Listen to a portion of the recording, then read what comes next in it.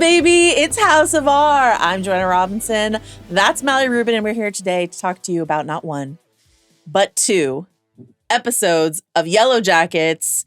We're catching up. It's 5 and 6. Safe to say some major developments Indeed. Out in the wilderness. How you doing, Mallory Rubin? I'm doing great. I took an oath and vacation days at work, just like Misty. I am here, citizen detective cap on, ready to crack the case. Earlier today, you just like casually flipped my bike over in a menacing fashion. I told John and Steve and Arjuna that I needed to run some wires for the Wi-Fi, really clear the space. Yeah, listen. Walter's back. Are you thrilled? Delighted. Also, shout out to my people. It's St. Patrick's Day. Shout out to the Irish out there. And we're here to celebrate not with corned beef and cabbage, but with a little Ben on the Barbie. Spoilers for the Yellowjackets. Yeah. Coach Ben has finally met his end, and it is on a dinner plate. So before we get into that, quick programming reminders, okay? Mallory and I are covering both Daredevil and Yellowjackets on a weekly basis. We're recording this on a Monday. Yellowjackets will now be recorded on Mondays for the rest of the season is the plan until we change it again. But for right now, Yellowjackets Monday. So if you're like, where's TikTok? Where's the Yellowjackets episode? They will drop on Mondays for the most part going forward. We're also doing, of course, Daredevil later in the week, our deep dives on Daredevil. This week, however, Mallory Rubin is going to be out of office. So I have assembled a group of people to talk about superhero stories and what we want from them. Is sort of what we're doing this week on the old House of R. The Midnight Boys Pew Pew will have a more standard sort of instant reaction to Daredevil episode 4 on that feed. And then next week, the Ringerverse feed is just bumping with there's a mint edition, there's a button mash, there's all sorts of stuff. So Mallory Rubin. Yes. How can folks keep track of all the things we've got going on our various feeds? Simple. Follow the pod. Okay. Follow House of R, follow the Ringerverse on Spotify or wherever you get your podcasts. You can watch full video episodes of House of R and Midnight Boys Pew Pew on Spotify. You can also watch on the Ringerverse YouTube channel, so subscribe to that as well. While you're at it, you're at your computer, your phone's in your hand. Follow the Ringerverse on the social media platform if you're choosing, whatever that might be these days. And then send us an email. The inbox is open, hobbitsanddragons@gmail.com. Send us your Yellowjackets thoughts. Send us your Daredevil thoughts. It's not too early to start sending us your Last of Us thoughts, your Andor thoughts. They're mere weeks away at this point. So I just rewatched 4 episodes of Andor season 1 last week. You hyped. So excited. I can't wait. So excited. Can't wait. Episode 5 is titled Did Ty Do That? Written by Sarah L. Thompson and Elise Brown, directed by Jeffrey Bird. And episode 6 is titled Thanksgiving, Canada. Written by my pals, Libby Hill and Emily St. James, and directed by Pete Chapman. I want to talk about Did Ty Do That really quickly. Were you a Family Matters watcher? Oh my God. Yeah. Absolutely. Yeah. Every week. Yeah. When you see it written out like this, do you hear it said, did Ty do that? Long before, yes, long before we knew that there would be a Steve Urkel and Stefan Urkel actual bit of commentary inside of the episode. So wonderful stuff. So for the zygotes who are listening to this podcast who did not watch Family Matters, and I know you exist, and you got a little Steve Urkel conversation between Van and Ty inside of this episode. Did I do that was, of course, Steve Urkel's catchphrase. Did Ty Do That is maybe one of the best titles of television I've ever seen in my life. Great stuff. We're going to do we're not going to do, because we're doing 2 episodes today. Yes. We're not going sort of beat by beat. We're doing some bigger picture buckets of character check-ins and stuff like that. Yes. We are going to do our usual unreliable narrator / hallucinator / dreamer counter. I think I have a very incomplete list, so you let me know when I missed. I've got Akila and her gas fume dreams. Dark Ty ? Lottie as ever. Mr. Matthews. Yes, very sad. Yeah. Very sad. We also got... Could be Van. We don't know if what's happening with the phone and the box is truly supernatural or... cancer stuff. Something going on with Van. Travis, how much of the mushroom tea plus the proximity to the gas... really, honestly, I think everybody at this point is Either actually channeling some sort of alter ego, absorbing some sort of noxious fume, or engaging in a collective fever dream that makes us unable to trust their experience in full. If it were me, I simply would not go into the cave with gas. That's just like, that's where I draw the line. Yeah. Eat a friend, maybe, if needs must. But go into a cave with noxious gas that gives you creepy dreams. It's a no for me. No. Also, we should note on the mushroom front, on the beautiful Ben spread that they were all enjoying, there were clearly mushrooms on the plate. Yeah. So let me tell you something. Yeah. That looked great. Looked delicious. We should all be so lucky, honestly. The mise en place of it, like the greens and all the stuff. accoutrements, and just the fish looked frankly impeccably prepared. Oh, yeah. Really, Ben wasted that. Speaking of, what's on the menu? AKA, would you rather eat? Some Lottie Pops? Yep, charming. Misty's chocolate rugula that she uses. I honestly love a chocolate rugula. I pretty routinely get chocolate rugula. However, I am accepting zero no treats from Misty comestibles from Misty Quigley. Canonically established the fentanyl inserter and injector in candies and other things. Misty. Cigarettes, candies. It's a no for me. Okay. So. Jeff's Jolly Hitcher snacks. You know, mainly Cheetos based. Yeah, as often is the case, I'm confronting that the character I'm most similar to on Yellowjackets is in fact Jeff. This is just my basically afternoon snack habit. Lots of bags of Cheetos. I thought this looked great. Would you, let's pause here and say, would you accept an orange cracker peanut butter snack from Shauna? I thought Shauna was appropriately ashamed, banished from snack to retrieval. Know what she would have selected from the vending machine. Ty's room service order, which is, among other things, filet mignon, 2 Maine lobsters, burgers, drawn butter and all. Rare. It sounded great, honestly. 2 Maine lobsters. There's a lot going on in that hotel suite, really living in the luxury. Looked great. Lottie's Chinese takeout. Lottie's poorly reviewed, no vegetarian options Chinese takeout. It's a no for me. Okay. A 2.5 is an absolute hard, easy pass. What if Lisa's delivering and you have a chance to sort of resolve some long simmering tensions and guilt? I'm content to just hand her $50,000 without consuming the food. Okay, great. Yeah. Ben's Last Supper, which, as you mentioned, fish, greens. Yep, looked wonderful. Before his other Last Suppers, which were worse and worse and worse. Yeah. And last but not least, on the menu today, we have Ben himself. I'm going to pass. Oh, it's a no for Ben? I'm going to pass. Of all those options, though, what are we most drawn to? Probably the Cheetos, if I'm being honest. Sounds right. Sounds on brand. Simple mind, simple pleasures. What can I say? Okay, big picture check-in. Like I said, we're gonna do all the present day stuff, then we're gonna go into the past and talk about all the past stuff, and we're gonna do it in sort of character buckets, kind of like how we usually do, but a little bit more focused. Big picture check-in.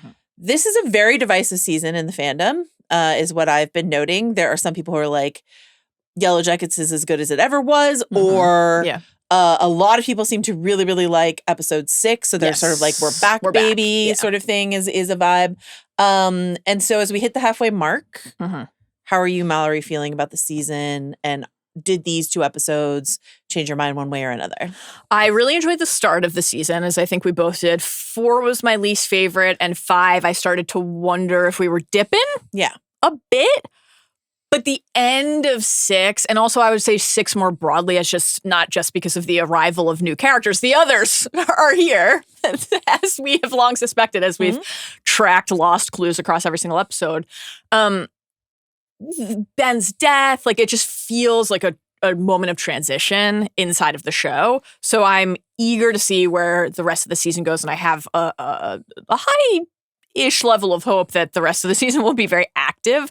I would say that I am not vibing with the past timeline this season nearly as much as I have in prior seasons, whereas I think the present day has returned to form a little bit this season compared to last year. So those have flipped for me. In season 3 compared to season 2. Overall, I remain very eager to see where this goes and hopeful that a lot of interesting things will happen, but also slightly trepidatious that maybe too many things will happen and that we are accelerating, especially again in the past where it feels like simultaneously very too much time is passing for how little has happened, and characters are in a place that I don't totally understand for all of them. So yeah, it's been a little bit of a mixed bag, but I would say it's mixed positive for me heading into the rest of the season. How about you?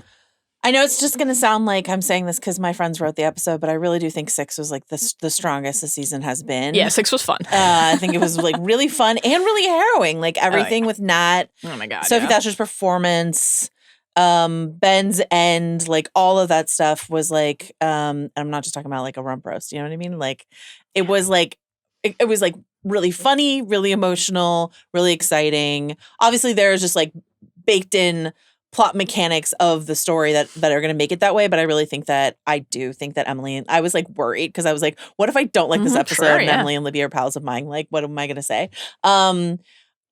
Shauna is a huge problem for me this season and remains so. Shauna in the past. Now, I don't know, and Shauna in the present a little bit too, but I don't know if Shauna in the past, if we're going to see something that I more clearly recognize now that she's scrambled her way to the top of the power chain. Right. Obviously they comment on that. You're right. She is better, you know, like all this sort of stuff. But like this Shauna, who started the season journaling angrily, is bitter, is spiteful, is like constantly sneering, constantly has this like sour look on her face. Yeah. In a way that like I want to support because I understand why the events of season 2, the trauma of season 2 would put someone in an extremely dark mindset, an extremely dark place. There's just something falling flat with the characterization of Shauna. And I don't understand why anyone would. They're trying to sell me a story of like power. Yeah. And even though it's Lottie who confers power on her by putting her in charge, and that's, you know, follow the real power sort of thing. I don't understand why anyone would follow Shauna in her current iteration where she's just nasty and unpleasant and angry all the time. I love an angry woman, but like this is this is just a lot, you know? Yeah, I think the question of whether at a certain point, especially right now, confronting the fact that they are about to have to spend yet another winter there, you would start to gravitate toward that hard edge, and your fear like would almost seek out that rigidity and that like complete unflinching, no holds barred, no room for negotiation. I'm going to whip everybody to like follow me in full. But I think then that needs to be a little bit more active text, and we should feel some of the ripples and fissures in the group a little bit more, which maybe will come because, of course, we know from prior episodes that Shauna wasn't the only one who was in a like, how could it not have been me headspace. So was Ty. So how is Ty going to respond to that? And will those I don't understand ruptures? Why Ty isn't the clear candidate here, because she is taking the same positions as Shauna in terms of like Ben burned down the cabin, so we should get rid of Ben without, I don't know, personally insulting all the people around her all the time. Do you know? Yeah. Okay. So we're going to do the breakdown. We're going to start with modern day. We're going to start with Ty and Van and what is going on with them. Crucially, and this is sort of like, I think, confirmed, question mark. I guess if you put a question mark behind it, you can't say confirmed. Potentially confirmed in this episode that we are dealing with Dark Ty in this episode. And then the question is, for how long? Here are the indications that we are, right? That Sammy, who has always been the Dark Ty detector, is like, I'm taking Steve. I'm going home. I want nothing to do with you. You're not my mom, right? How did we not kick off the pod? Talking about Steve? Yeah. With apologies to Coach Scott. Like, the real big thing that happened in these two episodes Dog is Steve that is sweet fine. puppy Steve confirmed alive and thriving in Sammy's care, thank God. Yeah. Simone has got it on lock. Okay. So Sammy sniffs out Dark Ty. Yeah. We get the phone call in episode 6 from real Ty? Question mark? Trapped somewhere, maybe? Then there's the sleep talking scene at the close of episode 6 when it seems like real time like surfaces and says, Van, please, you got to help me, right? And then we've got all the flashbacks after did Ty do that plot line of trying to awaken Dark Ty in Ty in the past. So the question then we have to confront is twofold. One, have we been dealing with Dark Ty all season? Right. Since mid-season to season 2, like how long has Dark Ty been driving the car here? And then my follow-up question is, what's interesting about that? Right. It's not just like, oh my God, it was Dark Ty this whole time. What then is that telling us inside of the story that is interesting to us about these two characters? Because I would say Ty and Van, of all the present day stories, Ty and Van has been floundering a little bit Right.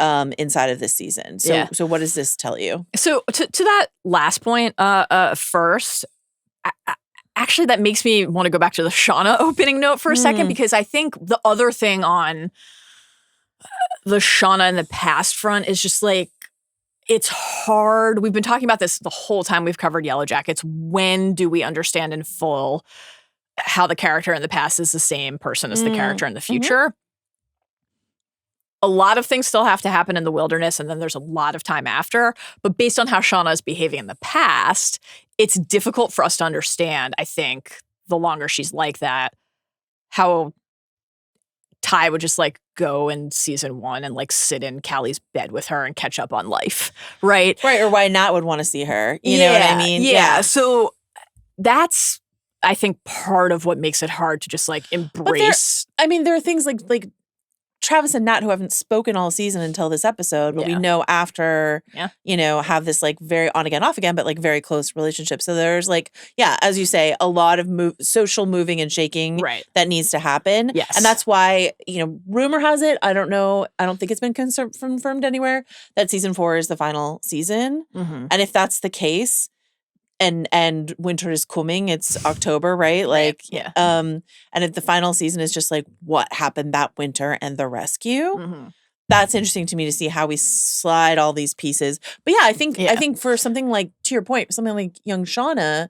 feel like we're zagging a bit too hard to ever zig back. Exactly, to ever get back to that point. Whereas I think perhaps one of the reasons that the modern day Ty Van storyline isn't humming as much is because it's actually like, it's so similar that then the fact that it's not as compelling makes us less interested in it. Like young Ty and young Van have this irrepressible electric chemistry together, and they're often off on their own. And so like the fact they are. So, well, the two of them and then a very robust tree trunk. And like, so the fact that it's also often just the two of them in the present storyline, but it's just not, you don't have that same spark of that same electricity. It's like impossible not to compare. But the thing that did do in this episode, as you're noting, I felt that too, is like, it was impossible not to think, okay, so we're with Dark Ty, we're with the other one in the present, because we were so actively seeking to summon that presence in the past. And what that did was not only put Dark Ty top of mind for us, but remind us the sleepwalking, following no eyes, etc., like the exact trigger, sex, the triggers or the sequencing that tended to, in the past, lead to one of those episodes. So I guess to your question of like how long, I don't know. I feel like it's something that if we rewatch the season, maybe we'd be able to identify. But because No Eyes was invoked again in this episode, it makes me think of like the ice cream episode and that whole quest. And like also, or like seeing him in the alley after they dine and dash. Yeah, and I mean that's the beginning of the season ultimately, and then that's when like this idea of like offering up these sacrifices for the wilderness became such an active pursuit for Ty, and like, also in the ice cream parlor, that's when they see the coyote with the rabbit in its mouth, and like we know what it wants, right? It wants more. And then there was the sweet poor little rabbit and the attempt to sacrifice that life to not only summon Dark Ty, but the magic of the wilderness. So all of those things felt very closely linked in this episode. But for me, there does seem to be a connection between this like pleasure-seeking Ty and the other one, right? And so like, not that like original flavor Ty wasn't living very well when we met her in season 1, but this idea of like, where should we eat? What should we eat? This like hunger, this consumption angle, this luxury. Right. Let's pamper ourselves. We've been through a lot. Let's treat ourselves. We deserve this sort of thing. Or this is how I'm coping with the cancer diagnosis. Right. Nat is dead. All these other things are just my family's fallen apart. My political campaign is fallen apart. Like, all of that sort of stuff. Yeah. And I think it's like the seeking of the pleasure, but also there's like a kind of severance like quality to this, right? Like you'll do the thing that I don't want to have to deal with. Ty, don't want to pull the trigger with Ben standing there 5 feet away from me. They said 5 feet. It looked like a little more. That's fine. It did. But I was like, is that 5 feet? I'll get the other version of me to do this. And so everything they're doing in the present, it is very kind of like gluttonous and indulgent, but also there is this active pursuit of a horrible thing, which is like, let's offer up blood so that you are okay. And those two things being entwined, the hideous and the pleasure that you find in it. I mean, That's the fact that that's the thesis of Yellowjackets. yeah, and the fact that by the time we get to the cannibalistic feast at the end of episode 6, it's utterly routine. Like, sure, they put on some of their finery. Yeah, but they're just all sitting there having their little noshes. Yeah. It's like we talked about feeling like we were heading toward a moment where they ate a person not because they had to, but because they wanted to. Right. And they did. But we thought it was just normal. We thought there would be like at least a conversation about it. And they were just sort of like, it was just assumed. It's like, well, Ben's dead. And so someone has to dress him and then we'll eat him later. You know what I mean? And that's just like when the pens are brimming with livestock. Yeah. And there's no need whatsoever. I also have to say, I find, and this is not a knock on Lauren Ambrose, an actor I really enjoy.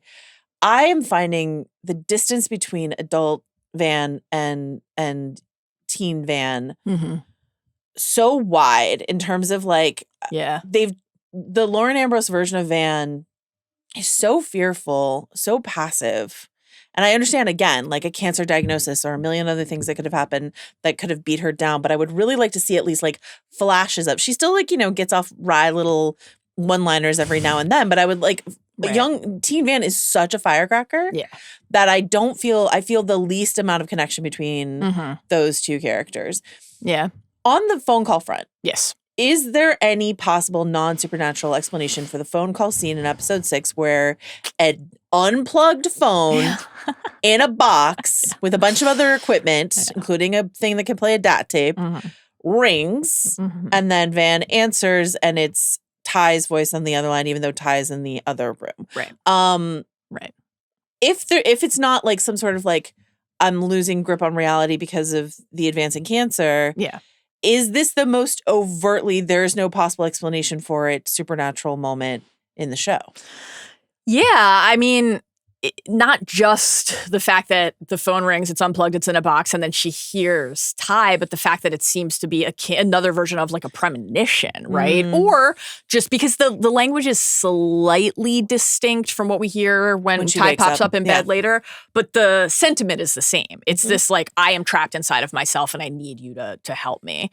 So is that Ty's consciousness from this other like plane actually reaching out to Van in a supernatural form? Is it Van in whatever version of the cave gas or something else from the mushroom tea from the past having a premonition or a vision of this thing that she will then experience directly in the future? I think either of those seems possible, but yeah, it did feel like the show kind of saying, no, yeah, this is like a ghost story. Yeah. Like there's just something happening here and we'll continue to offer up an alternate explanation because the characters engaging with that debate, that there's always another possibility, remains interesting for them on a human level. But the show, I think, has done a lot this season to tell us that it is a supernatural story. It's so funny. I really thought it was going in the opposite direction. Yeah. In terms of like plausible deniability for a bunch of stuff that we were seeing. But this is a wild moment. Okay. Yeah. My guy Walter. I'm thrilled for you. Are you ready? I'm just glad you didn't have to wait too much longer. We knew he'd be back, but we didn't know how long it would take for him to return. And he's here in a little outfit. A little matching outfit. He's got multiple outfits. I mean, he has his driving gloves before we get to the reflective glasses. The Giga guy. Yeah. What did you make of his, he's like driving a muscle car, hysterical. Yeah. I loved that. Yeah. What did you think of the little, hula skirt cat on his dash? I mean, just any commentary on Walter's car is just one. It seemed right to me. It all seemed great. Great stuff. Like you in a Jeff scene. This is me with the Walter scene. We love only the men on the show. No, that's not true. But okay, so Misty and Walter. Women. It's just, it comes up a lot. Misty and Walter and Shauna on the case. Did we have to contort plot and believability slightly to rope Shauna into these shenanigans? Yes. Worth it? Yes. Worth it, Bob, as they say on Billions? 100% worth it. Quick question for you.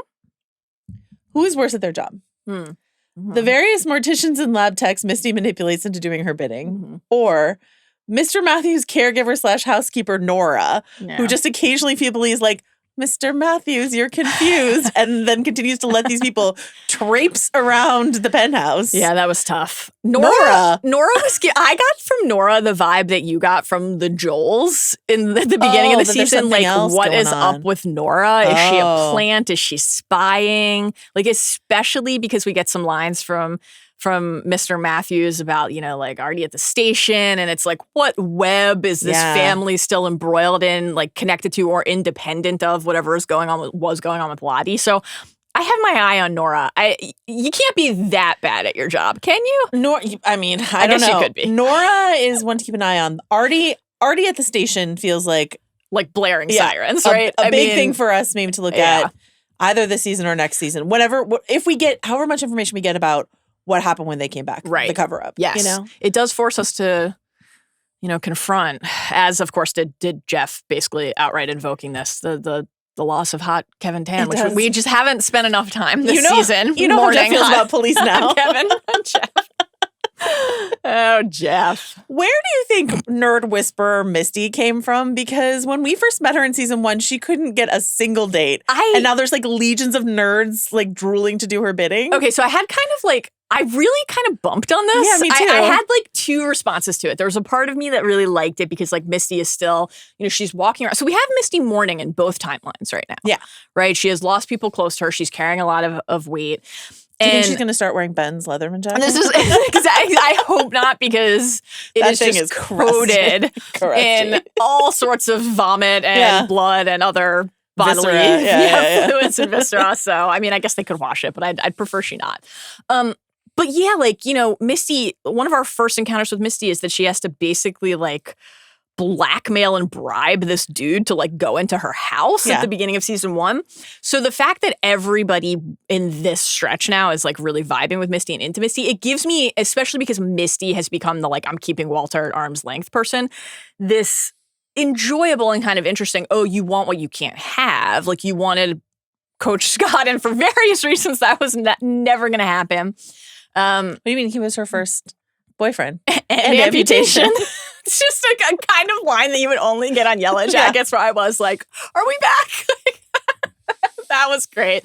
But Misty now walking around in this cloak of grief with Nat's leather jacket, I do like the idea that she's absorbed some of that cool, I can conquer the world and not give a shit energy. So. But I was like, wait, was this always here? She just wasn't into these guys, or is this just a radical change? It was a little confusing. On the one hand, I guess, but on the other hand, weren't we shown when she first put on the jacket and went to the bar and made the biggest ass of herself that we've ever seen, that she can't just put on this thing? Maybe this is the difference between having all the shots of real whiskey and not having all the shots of real whiskey. On the jacket front, I would have mourned and really lamented it if I had not mentioned that Van was rocking the Carhartt jacket in the present timeline in this stretch. And did you and Nick Nelson feel seen by it? Exactly. Okay, I really enjoyed that. I love it.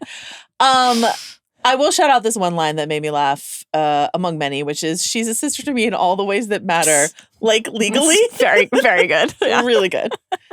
Very good. Okay, and then Shauna and Walter have this conversation that must have made you feel so good about yourself. Yeah. Right? Because Shauna accuses Walter of having done a murder just to delight and entice and make Misty's toes curl. Yeah. And this was your theory from episode 2 or so, where you were like, is Walter going to do a murder or something crazy in order to win Misty back to his side? Yeah. Does this feel less likely now that Shauna has named it? Oh, okay. Yeah. I was glad to have it acknowledged.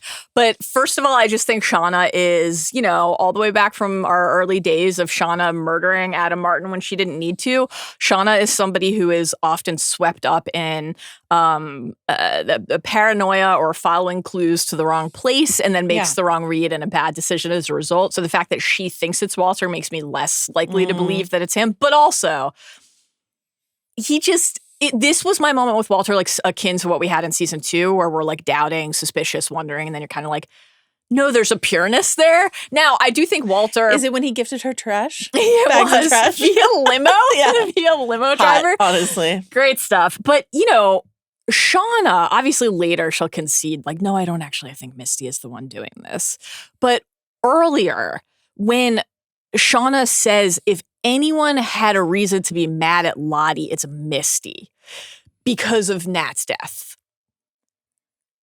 Shauna saw Lottie put the heart necklace on Callie and then let out, even compared to the bird screeches we hear in the past timeline, the loudest, the most feral scream we have ever heard. And dumped a delicious meal on the ground. I know. Green beans almondine on the ground. Are you kidding me? What a waste. The only reason I don't think Shauna did the murder, otherwise she'd be like a top suspect for me, is that she's like leading the charge here and she's such a POV character that like I don't think she split that much with reality that she has. Yeah. A theory that I liked that was floating around is that Callie did it and Shauna was covering up for her. But Shauna seems to really be trying to dig into like who actually did this. Right.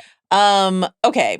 So he looks genuinely crushed when my guy Walter looks genuinely crushed as Misty continues to give him the brush off. And on the one hand, I love Walter so much. And I really do think he'd be a great fit for her.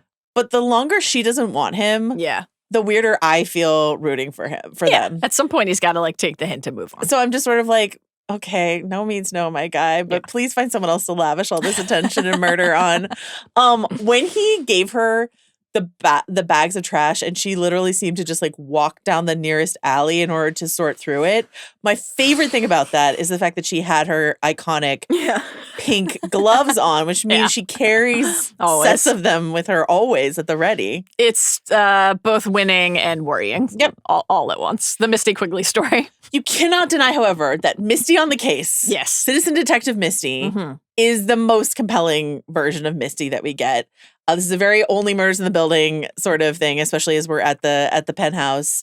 Calling Shauna an idiot, Walter a fuckface, messing with Lisa's bike. I took an oath on vacation days, the line you cited. And the fact that she always has those gloves on her. It's just like, it thrills me. How did you feel about, let's move into like the who killed Lottie theory. She seems to have died in the basement of her father's very fancy apartment building. Right. Which still seems to be the place from her vision. Like, do you agree the concrete steps, definitely, the candles are both the basement of her father's building and what she saw in her vision? Definitely. And so that means that when she had that vision in season 1, she was dreaming of home. Right. Essentially. A home but decked in probably more candles than it was at the time. But like, that's a vision of home, which is like what Akila says she's been having is like visions of home. Yeah. And so like when we first saw it, we were like, what is this mysterious building? And is this going to be an underground hatch we find somewhere on the island? And it's just the basement of her father's apartment building. How did you feel about that reveal? I liked it because, you know, in that moment that you're citing where Akila is trying to in many sequences trying to wrap her mind around what she's seeing and what it might mean, but ultimately is reduced to just sort of like listing the things that she'd seen. And Lottie with this longing and also this confidence that it means something, that it has to mean something, that it always has and always will, says like home. And Ty is like, yeah, but all those things, that's home from before. Yeah. Like, you know, maybe this is just Akila and her vision or Lottie in this prior state, their mind searching for that comfort and that belonging and that sense of a place that gave them that before. But of course, we have a lot of canonical evidence that Lottie's, as Travis helpfully recounts in this stretch of episodes, like when Lottie would say a thing, then a bear would show up or birds would fall from the sky. Right? She saw a fiery halo around Laura Lee and then the bumblebee blew up. So, you know, and obviously we have even before the plane crash, like the flashback to young Lottie in the car. Right. And the premonition of the accident at the intersection. So, you know, to me, this still feels like Lottie having foreseen her death. Yeah. Or foreseen that this would be a place that she needed to return. And then, like, does that mean that she went there thinking something else would happen and died as a result? It's like another version of this idea of Ben as the bridge home.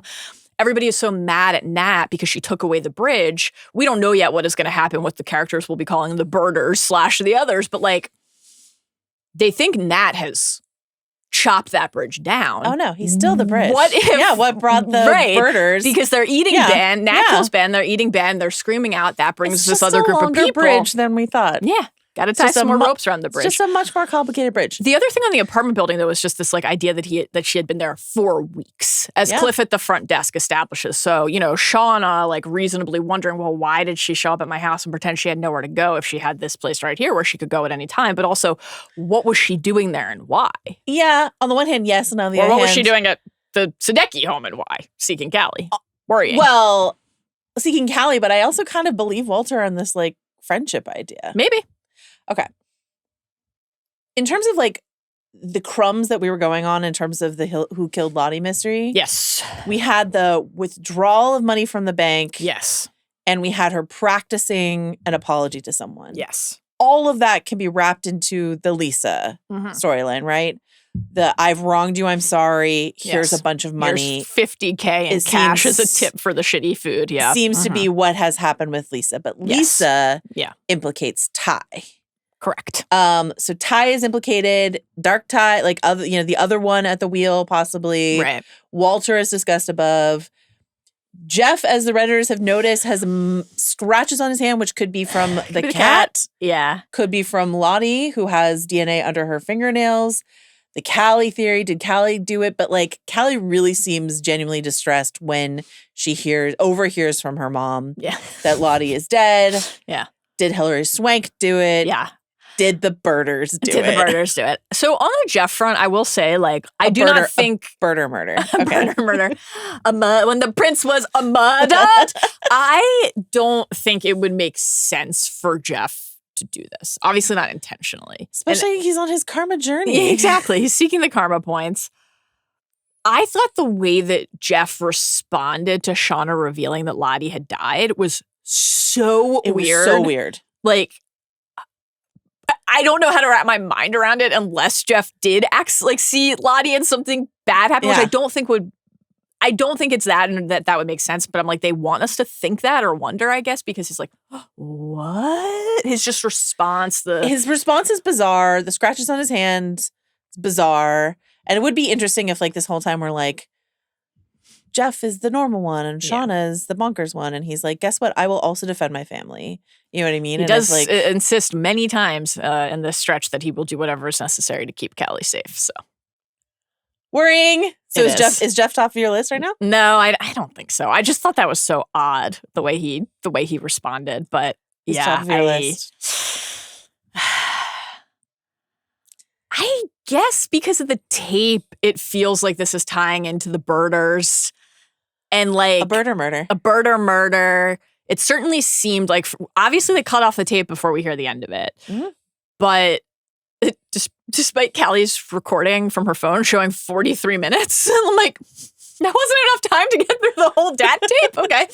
But I guess Shauna took some time walking to the parking lot out of the Jolly Hitcher Hotel. Also, I'm sorry, Sadecki's, can we find a better hiding place? But also follow up, did the Jolly Hitcher get like a major remodel? I thought the Jolly Hitcher was like a drive-in motel. Well, the Jolly Hitcher is where the Joels, they're doing their hipster boutique revamp, but that shouldn't have happened yet unless Jeff just definitively didn't get the business. Like this just seems like, are there multiple Jolly Hitchers?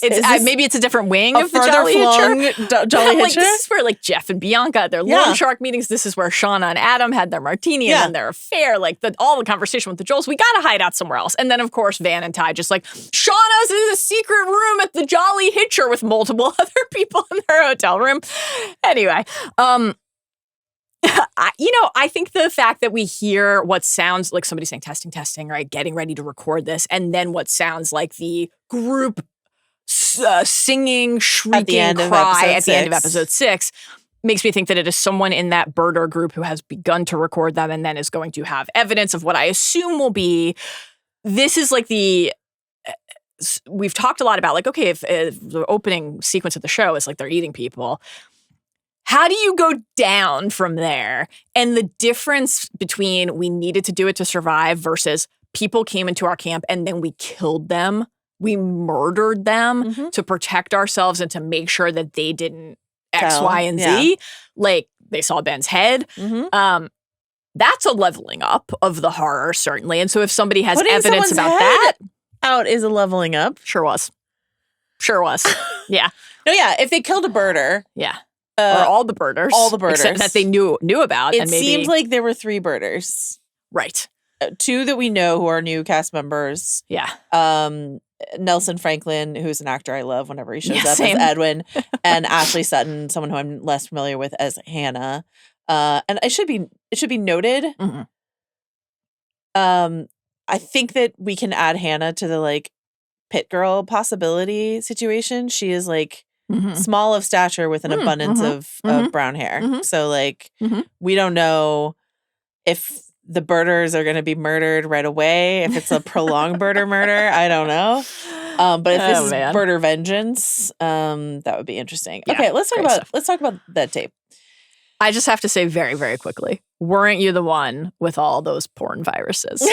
Something Shauna said to Misty. Actually, I love when so funny. Misty came up with the concrete wall thing, and then Shauna knocked on the wall, and she's like, "Oh." Also, I sounds love hollow to me. I love when Shauna was like, "I'm the new sheriff." Yeah. And she's like, "It's citizen detective." Yeah.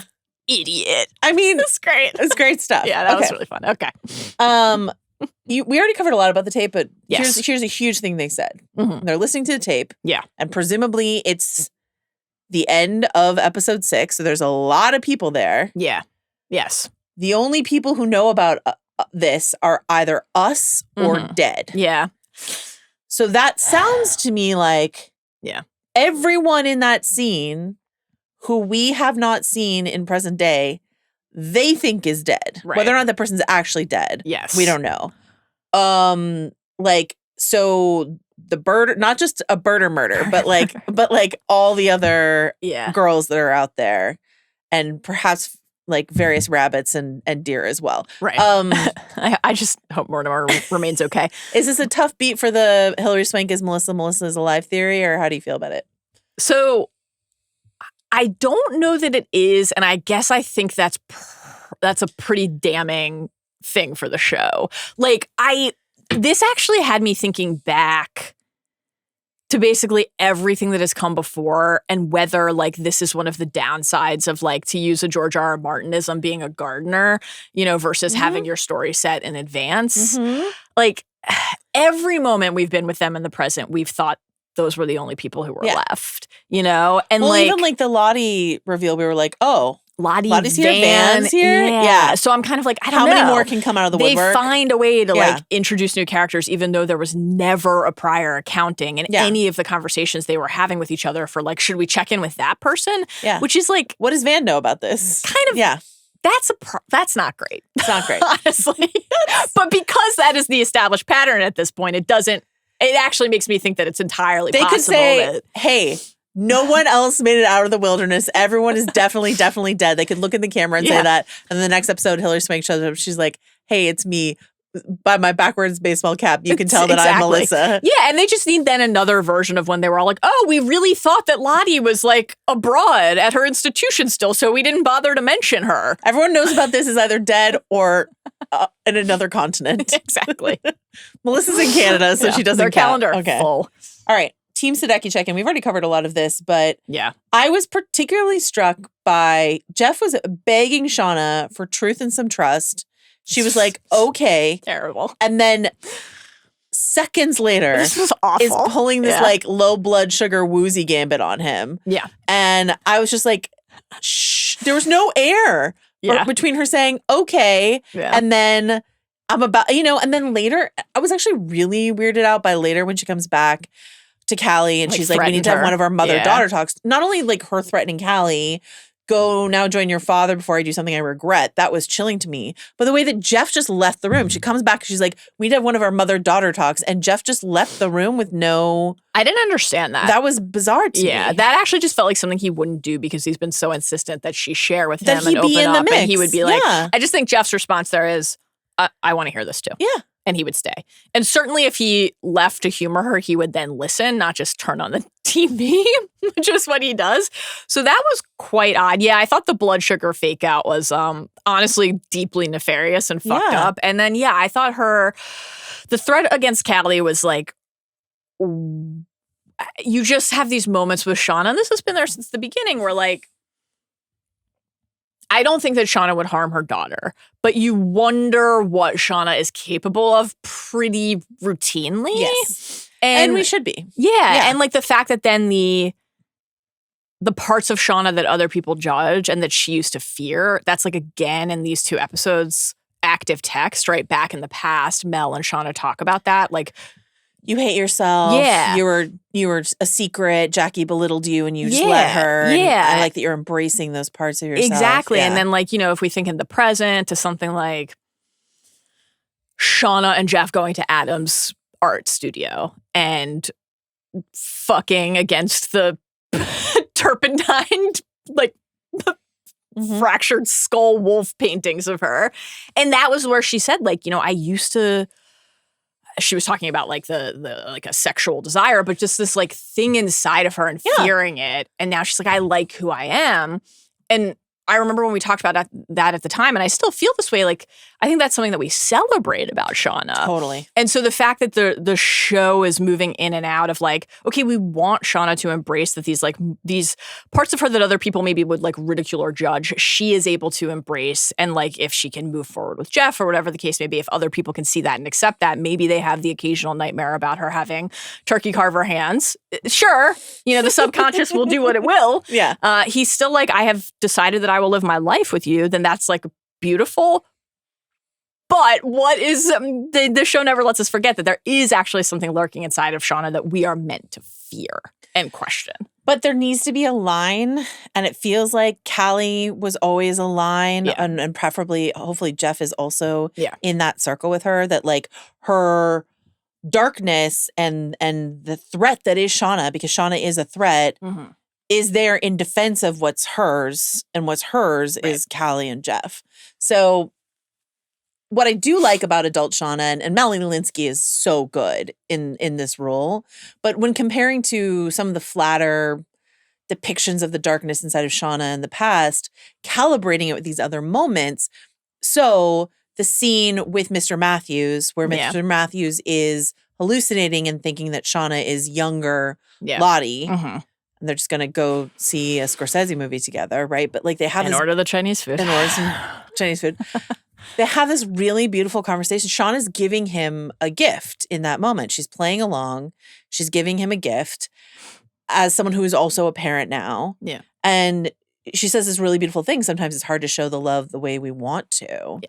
Like that was a really beautiful scene. And that's a really beautiful moment with a Shauna that we can then accept her darker stuff too, because it's all in the mix of a very complex character. Yeah. If it's all dark, violent, sneering nastiness all the time from young Shauna, then like where's the actual human inside of that character? You know? Yeah. I liked too in that stretch, just the moment, like the look on Shauna's face when she went into Lottie's room, which is like a bit of a time capsule. Yeah. It reminded me so much of her going into Jackie's room during that still iconic meal with Jackie's parents. And like, obviously we get some interesting stuff there. Like she's flashing to many different young Lottie sequences, including the shot of Lottie with like blood smeared on her face. Ooh, very interesting. Mm-hmm. But just that emotion of, not just the tie with like Jackie and Lottie and what was before, but then it makes us think of like the opening note of the season where everybody is engaging in the Solstice Festival and Shauna's scrawling in her journal, right? Like the reality was that even if rescue came and they could never go home again. Yeah.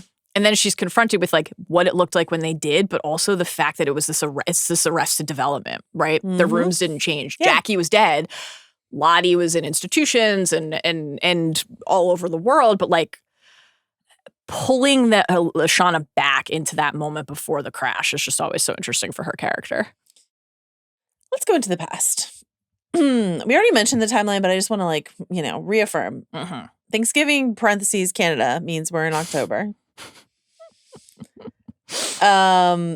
We get during the Ben hunger strike montage where we hear eat from Nat. It could be any number of weeks that he was in that pen. Right. Because Mari has that line about how he'd been hiding at least a week's worth of food that was rotting. But all that does is tell us it's definitely more time than that before the food started rotting and smelling and drawing all the flies. And a reminder that they were rescued the following January. So we've got a lot of meat to get through between October and January. Yeah. I feel they've skipped too much time in the past. I don't like how quickly we got back to like the brink of cold and we're thatching roofs on our 2 good shelters to prepare for the. I think if they felt like they had all the time in the world, but if they have gotten the tip from Showtime that they only have 4 seasons to do this, then they got to get to the good stuff. They got to go. Thankfully, they still have time in the present for more cut-ins to repo divorcees, which honestly is consistently great. The best day of your life is the day you buy a boat and the day you sell a boat. Fantastic stuff. Okay, we've already talked through my Shauna issues, but genuinely, Mari, it's great. Shauna, get in the pit is how I feel about Shauna right Mari now. saying you want to burn him at the stake like an old-timey witch was just fantastic. While we're still on the Shauna beat, though, we do need to mention, okay, she's got a new girlfriend in Melissa. Yeah. Lottie has put her in charge of the camp. And here are some wonderful things we hear from Van. Mm-hmm.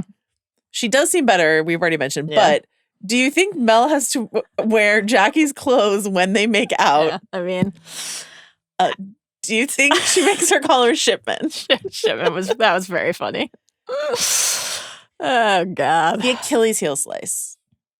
What are we in, a fucking Saw movie? Now, I don't watch those movies, but I do know that at some point somebody's Achilles tendons are snipped so that they just flop over and can't escape.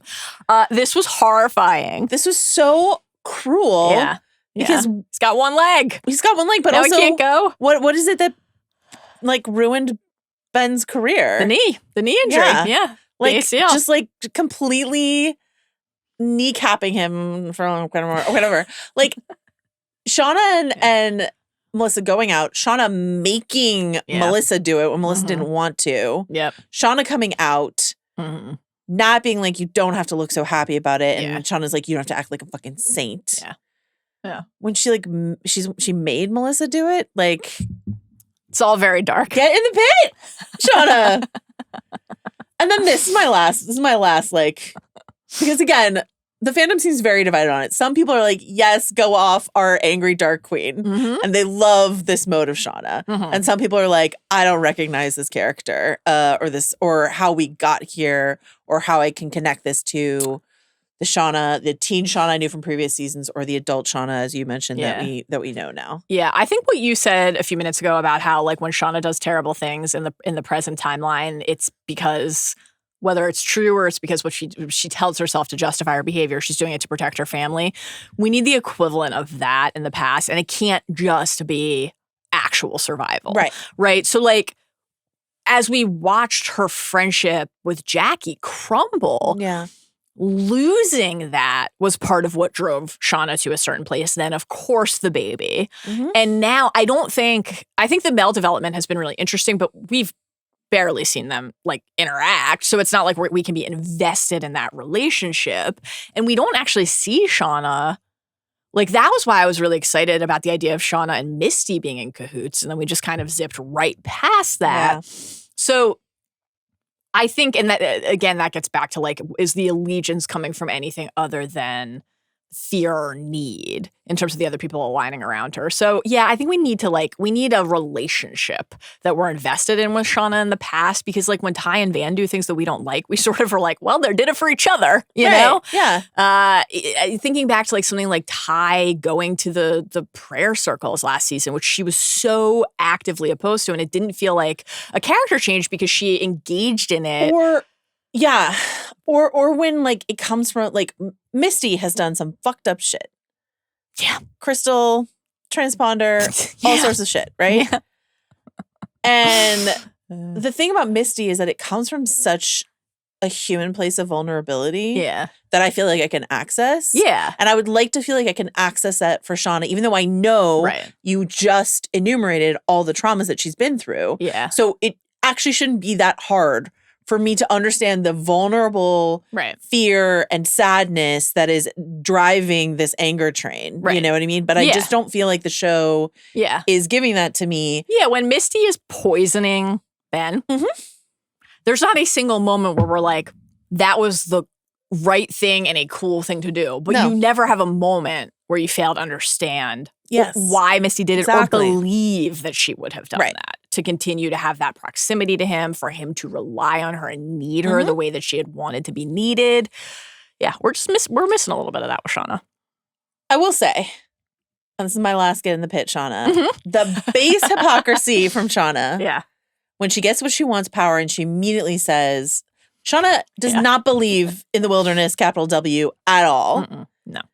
And she says, we are still a team. When people die out here, we honor them. We'll give the wilderness what it wants. She is play acting into the Lottie religion in order to hang on to her crown, her antler crown. This is also, I think, a performance note where, like, there are plenty of moments in the present where Shauna is play acting in order to manipulate people, but it's, like, very apparent. It didn't really come off that way there. And I think in general, that performance has been wonderful. Yeah. Young Shauna.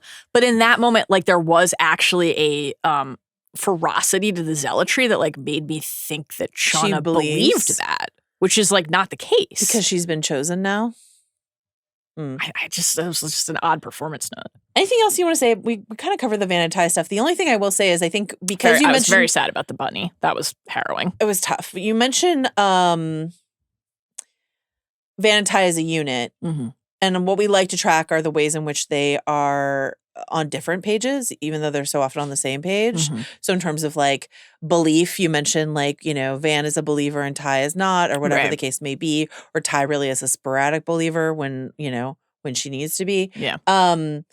But this moment they share where Van is anxious about winter is coming and Ty's like, we're ready. We've got food, furs, and fun huts. We're going to be fine. And Van seems not very sure that that's the case. Yeah. And that's, you know, that just feels like trouble for the future. Right? Yeah. I'm kind of wondering if, like, Ty does decide to challenge Shauna's rule. Like, will Van support that? Or will Van choose Shauna and the unity that the group seems to have formed in the way? I think ultimately Shauna's leadership, like, the first test is going to be what to do with these birders. It's very new. Yeah, it's very new. Yeah. First 100 days. First 100 days. Do we do a We've barely birder heard murder? a stump speech. What's her policy? I think it's clear. It's going to be, you know, we should burn everybody alive, kill them and eat them. Yeah. But, like, is Ty going to want to do that? Is Van going to want to do that? Young Van has been one of the more aggressive and violent characters because she is driven by belief and the idea that the wilderness is, like, justifying their actions. Part of what I haven't loved about the passage of time in the past is that it feels like too many months for this degree of harmony. So now, yes, they had, like, a trial and everything. It's not like it's been perfect, but I am eager actually for some very active tension and challenges. And, like, does that mean we break off into different groups? I mean, one of the things about them going to get Ben, you know, after the, like, say nothing-esque feeding tube sequence, which was also very disturbing, was that they put on the masks that we see. I mean, this is like, we're as close as we've been to the kidding out from the opening of the show. I love that you mentioned Say Nothing, which was also in my notes. And this was the second Say Nothing reference of the week because there was definitely a Say Nothing moment on Severance with Chris Walken's character's storyline. Say Nothing, a tremendous show that not enough people watched. Really good. You should watch it. Really good. Let's do, you mentioned the mask. Let's skip over the mask and talk about them. So we see from the opening Pit Girl feast scene, we had seen pieces of clothing, but this is the first time we see, like, the bunny mask and all that sort of stuff like that. The beautiful Reddit detectives have been, like, tracking what's going on, but what has been clear from the start, we've been trying to track clothing, and then we watch them swap clothing, swap heart necklaces, all this sort of stuff like that. So you can't clearly track things. But in terms of, like, a dehumanizing line crossing. I think tracking over 5 and 6. I'm actually glad we're doing these 2 episodes together because tracking the face covering between the 2 is really interesting because at the end of 5, when it looks like Ty is going to have to shoot Ben and he's like, fuck you have to look at my face. You can't cover my face. And Jen's like, you don't get to actually call those shots. And then inside this episode, when they go in with the masks, either to, when they force feed him, horrifying, Very. either to distance themselves from what they're doing or because it reeks in there. But like the bunny mask is like decorative. Yeah. Do you know what I mean? Like it's so creepy. Yeah. And then the covering of Ben's face To carve him when up. Nat has to carve him up. But then the displaying of his head during the feast. Yeah, moving in and out of that like one veil of separation. Yeah. Fascinating. I was really on my Lord of the Flies shit inside of this episode because the way the Lord of the Flies end, to skip forward to the birders, like the way that the Lord of the Flies ends, spoilers for Lord of the Flies, is that when the fully feral boys are trying to literally smoke one of the boys out and have like lit the forest on fire in order to do that, that fire is what finally alerts. And so like one of the boys is on the beach and like looks up and there's like an officer there. Yeah. And it's like, civilization has arrived. Right. So like the birders show up and it's like, the scientists have arrived. Science is here. Yeah. You guys are in like feral mysticism land and the scientists are here. Right. I'm feeling very vindicated that there are scientists in the woods here. Yeah. All of the like supply drops. Yes. I have questions about the noises in the forest, like all this sort of stuff. But here's the line from Lord of the Flies, among some other ones that stuck out to me. But in terms of the masks, this quote, they understood only too well the liberation into savagery that the concealing paint brought. This idea of like, we can be our truest, freest, most feral, savage, snarling selves when we've seen the girls experiment with this. And I love that it started with the doom coming with the sort of pageantry of that. Right. This idea of like, what do these costumes, whether it's at the court trial, what the Antler Queen brings, like all this sort of stuff like that. Like, what are these various guises and coverings and things we put on our face? How do they free us into the full expression of our hunger and our anger and all this other stuff like that? I think that that's a really interesting mine for the show to explore. Yeah, I totally agree. And I love like to the question of, is it because it smells in there? It's like, that could be their excuse. Sure. Right? But that's not why they're doing it. Are they putting the furs back on because it's getting cold at night? Not sure, but not really. Like maybe that's literally, that is a life-sustaining benefit of cloaking themselves in the fur of the animals that they have chosen to put on hold for a night while they eat a person. But they're doing it because this is what the ritual demands. And when they put those on, they start to scream into the night in a way that then summons a reminder of how far removed they are from anything actually, despite what they've rebuilt, resembling a society. I'm excited to see what happens in the next episode. Like, this is the most excited I've been for Yellowjackets in a while because they have to look around. They have. Yeah. What are they seeing when they look at us? Especially when you come, like we come off the heels of Ben's trial, which bothered us for a number of different reasons. But this idea of like play acting civilization under the reign of Antler Queen Natalie is interesting to me. I have two other Lord of the Flies quotes that I pulled. There's this one where they're throwing rocks at a boy. And there's this quote where it says, "Yet there was a space around Henry, perhaps 6 yards in diameter, into which he dare not throw. Here, invisible yet strong, was the taboo of the old life. Round the squatting child was the protection of parents and school and policemen and the law. Roger was conditioned by a civilization that knew nothing of him and was in ruin." So like this idea of like, we'll have a trial. Right. Like there's still a semblance of law. There's still a semblance of decorum. Right. And Shauna, when they're like, we'll have another trial. And Shauna's like, fuck a trial. We don't do trials. Right. That's not what we do here. She's guilty. Yeah, we don't dress up. The other one, this is the key, Lord. I mean, I'd be shocked if we haven't already said this on an earlier podcast, but it's always worth revisiting. In terms of like this idea of a beast on the island in Lord of the Flies that is inducing them to do things or not. Yeah. This is the quote. Maybe there is a beast. What I mean is maybe it's only us.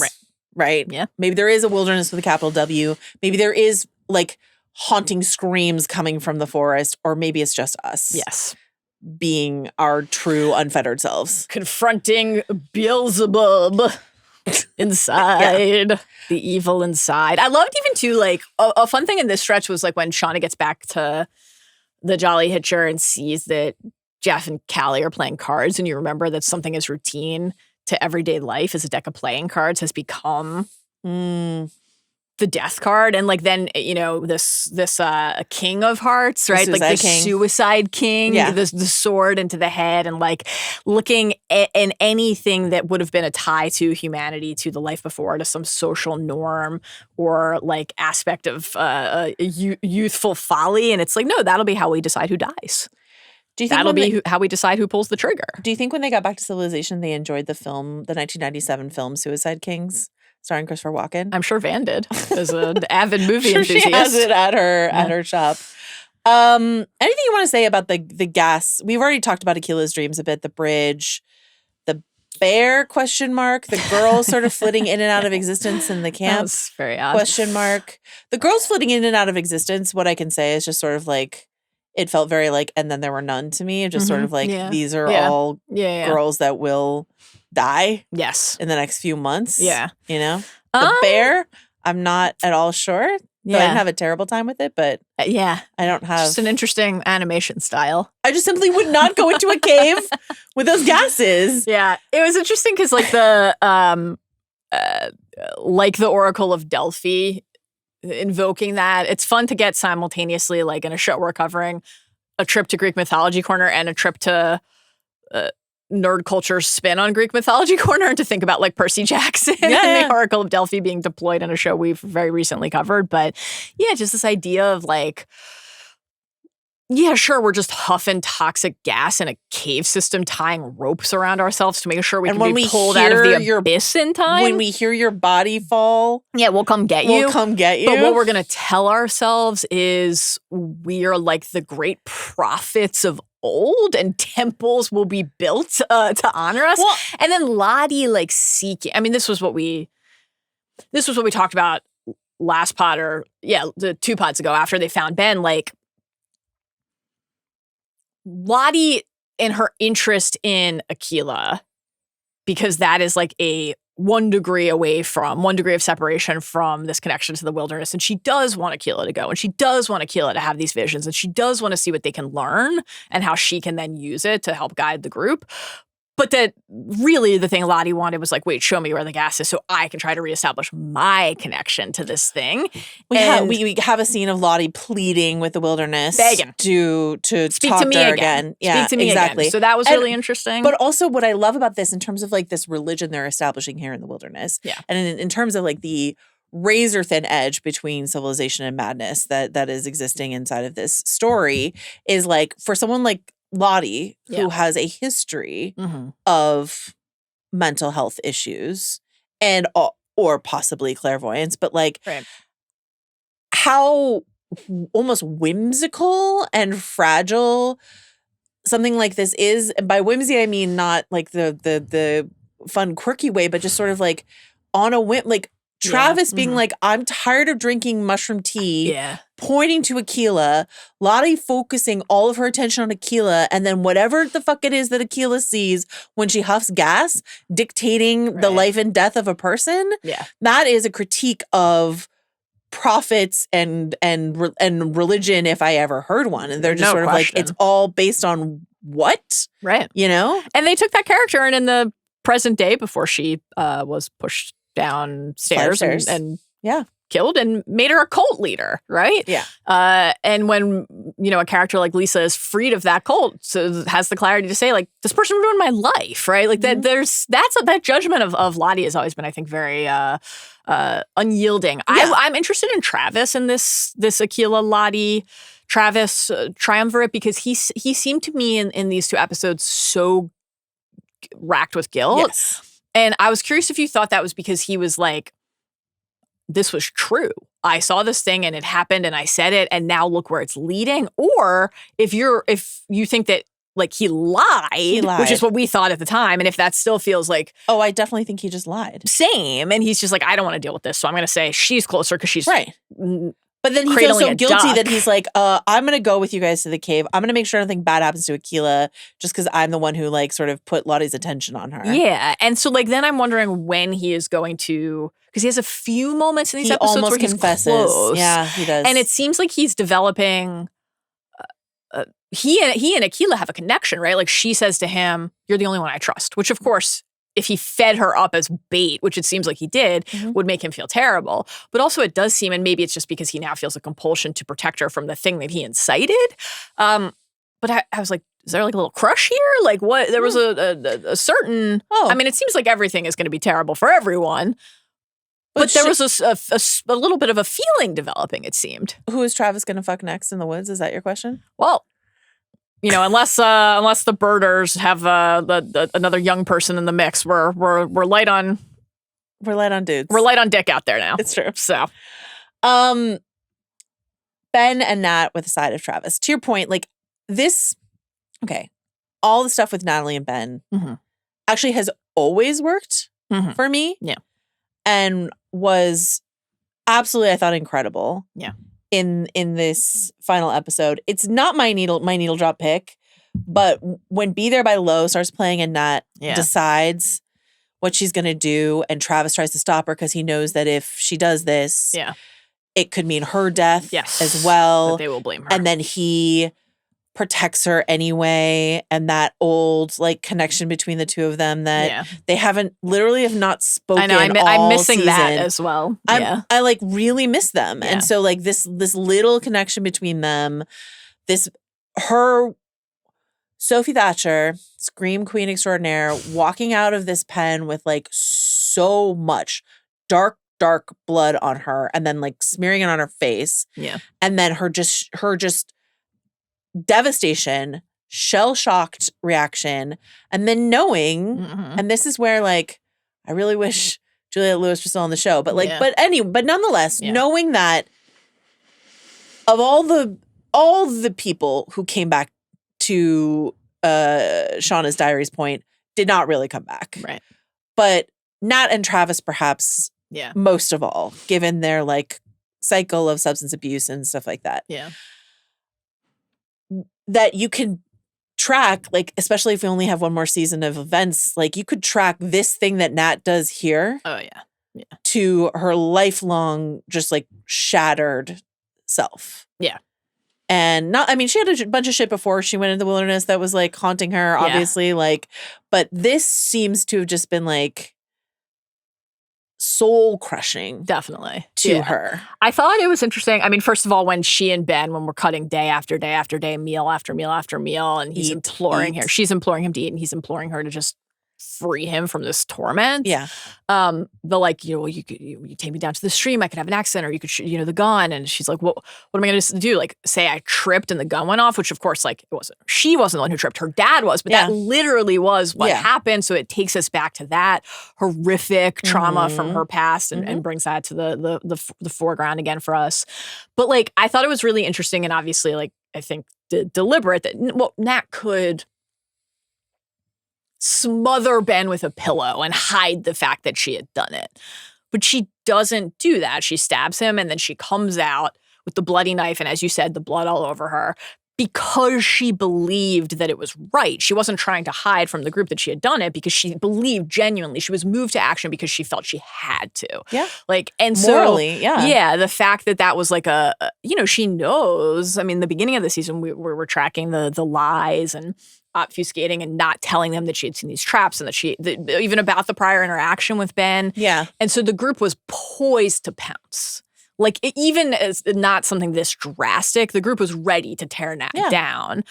And so she knows, not just because Travis tells her, but because every single thing that has happened leading to this moment makes the outcome certain that they will turn on her. And she does it anyway because she believes that it's the right thing to free him from this pain. I thought, too, just from Ben's perspective, like, the way that, because he hears, like, come home to me, Ben, from an Ebu's Paul, and like, thinking back to all of the Paul visions and this like imagining of a road not taken and a different life that he could have led, and like thinking back to last season in episode 7 when we saw Paul answer the phone in the cabin and said like he isn't ready, and now Paul being the one who like welcomes him home, and like who did he tell about Paul first? Nat. And just like the tying together of these people, for a character like Ben, who talked about how his family, it was interesting actually in this stretch when he was talking to Akila to like hear him say something really like positive about his mother. It's like Fostering this nurturing, kittens, yeah. fostering kittens and this nurturing presence, because he's obviously said elsewhere that like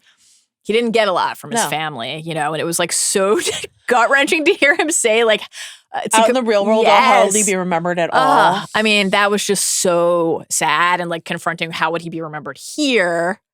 And then, what's even worse than being remembered here is the guy who tried to burn down your cabin, not being remembered at all, like not having made an impression and leaving people behind who thought about him. It was just very sad. Steven Kruger has been giving a bunch of interviews as one does when one exits. Oh, by the way, are you aware of their like cast tradition where they throw little funerals for each cast member when they die and they all dress up in black? And then like, so for Steven Kruger, who plays Ben, for his funeral, they had like a big poster of him made that just said like, fuck those kids on it.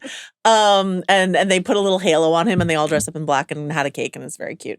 And they did one for Jackie and for Javi and like all this sort of stuff like that, and Laura Lee. Steven Kruger, a couple things. Number one, he talked about how they kind of they knew this was coming for Ben sort of from the start, obviously. And so knowing that, he said that he put on a bunch of weight in the first season. And then he was like, season 2 is sort of like my more normal weight. Right. And then this season, like the cheekbones for Misty to comment on.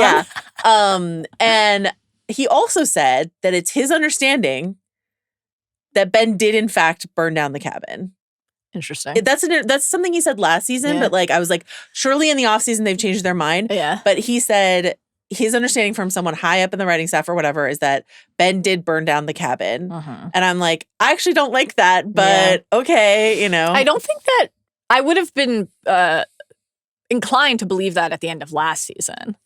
Right. But when this he's season, like, it doesn't track. And when he's trying, isn't it better that they are punishing him for something he didn't actually do? And then that they continue to make the same mistakes 25 years later when Shauna kills Adam. Right. And or like blames Misty for like whatever. Yeah. So I always think it's more interesting actually when they're wrong about this stuff. And like then what do they do? Because they're so sure they're right. I thought the other thing on the Ben front, the like slow-mo animated bear that Akila saw had like a, the third eye. So it put me in a Thrones, the three-eyed raven headspace anyway. But, when Ben was just like begging Nat to end his life, it gave me such Miri, look to your call and see what life is worth when all the rest is gone energy. Because, and it's obviously this is a particular circumstance with Ben and what has happened, but it feels very of a piece with what you were describing earlier about like what is actually like proximate to life and like the essence of life, and what is it just takes maybe half a footstep to be so far removed from that it's not recognizable at all. Like what are they fighting to preserve at this point? This is life. Like it's just this. So I loved that stretch with Nat and Ben, even though it felt like we were marching toward the end, which we were. Great stuff from Steven Kruger all season. And he's been just really like good. Really, really good stuff, and a great end for a character. Let's go back to the feast, and then we're going to wrap it all up. The feast happens, as you mentioned. I mean, Nat has to dress the body. Shauna is consulting her. This is like actually, there's 2 moments from Shauna that seemed actually sort of like human and tender. One is when she walks out of the force feeding scenario, pulls the mask off, and she looks like a little rattled and haunted in a way that felt like vulnerable and believable. And then she's like, we'll get better at it. Yeah. And then here with Nat, teaching her how to do it, and sort of like not only covering the face, but just sort of like her demeanor is like a bit, I mean, the like sort of smirky sneer of like, she's got to do it, this shitty job that I've been having to do this whole time. Yeah. But it didn't seem to me that she was like relishing it as like a punishment. It was I thought almost that she like, was, and then even she was appalled by that and pulled herself out of it. Like the glee of issuing that edict, and Nat would have to do that. And then at even the beginning when she's like, I cover my eyes because it makes it easier for me, but I know what I'm doing. And like you don't, so like you will have to suffer in full. And then just a drop of humanity. Yeah. In giving that the grace to cover Ben's face. Yeah. We have some shrooms and we've got some Ben. Ben's head is on. I would love to have heard the conversation about like, we're going to display Ben's head because it really does seem like a step in a new direction. But they're all sitting around. And as you pointed out, it's like it's just like Thursday night at the campfire. Just eating in We're person. just eating in person. And then Lottie's like, this is not right. This should be a moment of ecstasy and like liberation and celebration. And so they do this sing screaming thing, which then bleeds into the soundtrack. And then hark some birders. We get 2 birders. And we already mentioned the new characters, the new actors. There is a third seemingly shadowy figure that we think looks like tall and thin. It could be Joel McHale. Tall and thin. So Lottie was like Ben, but we were like, Joel McHale? Finally? Where are these characters? With your new hair? Where are these people who were cast in this season? Where the fuck is Hilary Swank? Yeah, we're 6 episodes into a 10-episode season. That fucking better be Joel McHale. Yeah. And we need to see Hilary Swank soon. It's unbelievable. When we talked about the DAT tape earlier too, like part of what triggered Van into immediate action was like, well, who uses DAT tapes anymore? A birder. So like, she's like, oh, right. Before we hear what's on the tape, she certainly seems to think it could be those people. She's looking when Ty tries to call out in bed. Van's looking on her phone, like how long can a DAT tape last outside, outdoors? So this like a outdoorsy group. Yeah. Where was that DAT tape? Who retrieved it? The birders. Do you think the birders? Travis looks so upset. Yeah. As he should, but he's just like, oh, fuck. Yeah. The facial expressions were great. Yeah. I mean, they go from never thinking they're going to see another person again. You know, the like resignation of, we're going to spend another winter here. We talked at the beginning of the season of like our annual ritual, right? Of like, or whatever. Yeah. You know, they don't want to give up, but also they are sort of like, we live here now. Mm-hmm. And then there they are, just people standing in front of them, watching them eat another person with a head on a plate. Do you think? I guess that's why the head has to be there. Because otherwise they could just be like, you can't turn and be like, what the fuck? Yeah, or they could just be like, this is some caribou. Would you like some secrets in the sauce? Look at all of the animals we keep in our pen. We're eating one of them. Yeah. Do you think that one of these birders is Javi's friend from before? I hope so. Yeah. So then that's the question: is if these people have been here for a while, why did it take this long? And why would they be this surprised? Maybe there are more birders out there. Maybe it's like a vast birder network. But anyway, I definitely think they're related to the supply drop. Yeah. And I'm going to go back to my season-long theory that the noise we're hearing is related to them. Maybe they're trying to call the bird that they want to observe. I think that seems very probable. And then if members of our Yellowjackets team are moved to murder the birders, which seems, I would say, not just likely, but like a lock. Birder murder imminent. Birder murder imminent. What does it mean to have members of our group cut off a potential line home? Yeah. Like, how do you recover from that? Well, that surely has to produce a schism inside of the camp. Has to. So I'm looking forward to that. Okay, cool. Let's just wrap up with best needle drop. Mm-hmm. And I think, we've already mentioned the light on needle drops these 2 episodes. The show has, episode 5 only had 1. Yeah, the show has trained us to expect 7 per episode. They just binged on their budget and they're like, oh. Here are the options, and then there's actually a stealth 5th, which is actually mine, which is Misty humming Breakfast at Tiffany's. Yeah, that's a good one. Which is when Lottie's like, let's sing, not Breakfast at Tiffany's right now. Okay. Rid of Me by PJ Harvey, Fake AF by Bleeding Fingers, Be There by Low, and Bay Nosy when the birders show up at the end of episode 6. What's your pick? I didn't have a strong lean this time like I have in the past. Maybe Be There. Yeah. I think that was a really good moment. That was good. That was a really, really good moment. Okay. Out There Theory Corner. Mm-hmm. Just, oh man. Yeah. Did Aquila miss a rescue? Oh boy. Because she was in the caves. Passed out or otherwise. Yeah. So she misses the helicopter that comes to pick them up or whatever. Very lost of her. Sure. Yeah.